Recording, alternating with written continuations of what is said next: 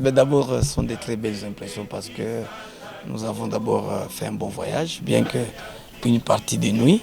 Et l'accueil ici, c'est toujours légendaire, hein. Si vous venez ici, vous savez que vous êtes déjà accueilli, vous vous sentez déjà chez vous.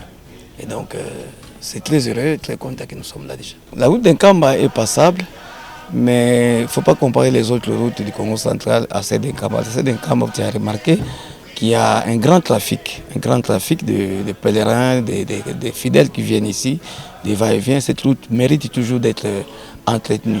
Ce n'est pas seulement une route de décès agricole, c'est vrai qu'il y a des villages ici qui produisent et qui doivent utiliser la route, mais surtout par rapport à toutes les délégations, toutes les personnes qui viennent même loin à travers le monde.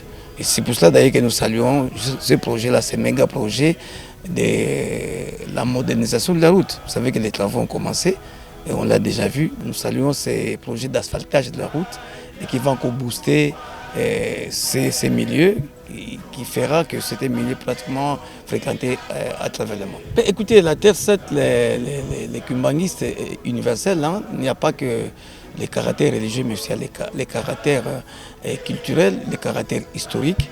On ne peut pas parler du Congo central sans parler d'Inkamba. On ne peut pas parler du Congo central sans parler du kumbangisme. Le kumbangisme, c'est au-delà du Congo central, bien sûr. Et moi, en tant qu'élu, il faut souligner que la vie d'Inkamba se trouve dans ma circonscription. Donc, c'est ma population directe.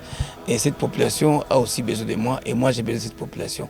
En plus aussi, l'église comme toute autre église, il y a un caractère social.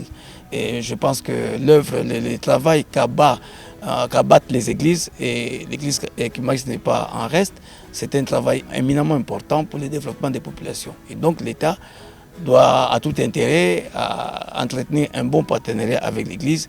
Et nous, en tant que députés, nous devons nous y mettre, nous devons encourager, nous devons participer au développement de notre pays en collaboration avec l'Église.